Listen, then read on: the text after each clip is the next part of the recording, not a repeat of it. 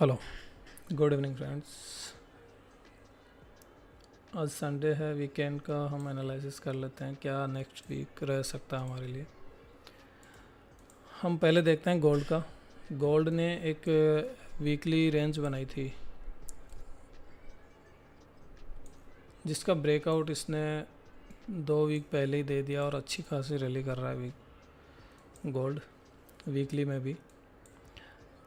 अब कल का जो डे क्लोज हुआ है, फ्राइडे जो डे क्लोज हुआ है, वो लास्ट वीक से ऊपर ही क्लोज हुआ है, तो हम लोग अभी भी गोल्ड में बेरिश तो नहीं है। अगर नेक्स्ट वीक इसका स्वीप होके अगर अंदर क्लोज होता है तब हम कुछ सेलिंग का देख सकते हैं, सेलिंग का प्लान कर सकते हैं। लेकिन अभी तो हम बिल्कुल भी सेलिंग में नहीं देखेंगे क्योंकि इसका इस वीक जो क्लोजिंग आई है वो भी ऊपर ही आई है।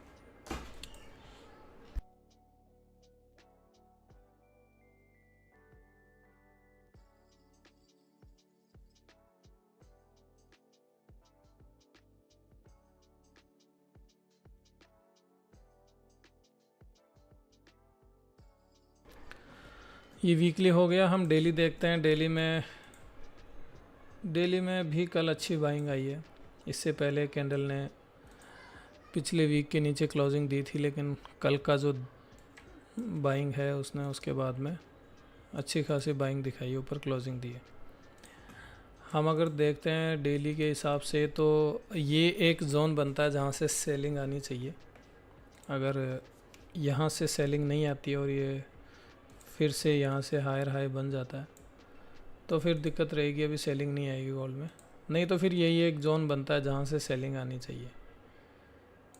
तो ये एक कंसोलिडेशन का जोन बन सकता है गोल्ड में डेली के हिसाब से। इसके अलावा तो मुझे लगता नहीं है कि फिर गोल्ड में सेलिंग आ पाएगी, क्योंकि यहाँ पे जो है फिब का लेवल भी बन रहा है, इसके साथ में जो पिछला जो डे है जिसने इसको स्वीप किया है, इसका विक को यहाँ से रिटेस्ट करने के बाद में सेलिंग आ सकती है। सेलिंग आ सकती है मतलब इसमें हम छोटे टाइम फ्रेम में 5 मिनट 15 मिनट में जाके ये देख सकते हैं कि स्कैल्प या फिर अच्छी ट्रेड छोटे टाइम फ्रेम में निकलेगी। हम यहाँ से सेलिंग के लिए लंबा होल्ड नहीं कर सकते हैं जब तक कि हमें वीकली में कुछ अच्छी सेलिंग नहीं मिल जाती है। अभी डेली में भी नहीं है, डेली में भी ये 2 कैंडल सेलिंग की आई है, उसके बाद में इसने बुलिश मूवमेंट दिखाया। लेकिन ये जो है ये बायर्स को ट्रैप करने के लिए भी हो सकती है। अगर ये जोन इससे, ये एक बहुत ही इम्पोर्टेंट जोन है ये वाला। यहाँ से मार्केट जो 3690 से लेके और 3700 का जो जोन है, 100 पिप का जोन है, ये इम्पोर्टेंट जोन है। यहाँ से अगर रिवर्स करेगा मार्केट तो अच्छा रहेगा, वहाँ उसके बाद में हम सेलिंग का देख सकते हैं। मार्केट यहाँ से निकल के गया है, ये पैरेलल चैनल बनाया इसने, इसका ब्रेकआउट दिया और इसके रिटेस्ट के बाद में ऊपर से निकला है यहाँ से टैप करके। यहाँ से हमने बाई भी किया था, बाइंग किए, लाइव ट्रेड्स भी हमने किए, मैंने किए, दिखाइए आपको सामने। तो ठीक है, अभी तो सेलिंग में हम लोग नहीं देख रहे हैं। यहाँ पे टैप करने के बाद में अगर रिएक्शन मिलता है 5 मिनट में, चेंज ऑफ कैरेक्टर मिलता है हमें, तो हम सेलिंग का देखेंगे। ये हो गया हमारा गोल्ड का। बाकी मंडे को लाइव ट्रेड करूँगा मैं। हम देखते हैं बीटीसी में, एक बार वीकली देख लेते हैं। वीकली में इसने चेंज ऑफ कैरेक्टर तो दिया है, पर इसने बोस आई बोस नहीं दिया अभी तक। ठीक है, कोई नहीं। अभी डेली में हम लोग देख रहे थे कि एटलीस्ट ये जोन अगर टैप कर देता है तो हम सेलिंग का सोचेंगे, देखेंगे। क्योंकि यहाँ से देखो तो ये कैंडल है जिसने बहुत अच्छी सेलिंग दिखाई है, और इस कैंडल के सिर्फ निचले विक से ही मार्केट रिएक्शन दिखा रहा है। इसी कैंडल के विक से मार्केट रिएक्शन दिखा रहा है, लेकिन थोड़ा सा ऊपर आता है तो हम सेलिंग का देखते हैं। देखा जाए तो ये भी जोन एक अच्छा ही है। बीटीसी फिब के 50% और गोल्डन जोन को रेस्पेक्ट करता है ज़्यादातर। तो हम देखते हैं कि ये एक गोल्डन जोन है,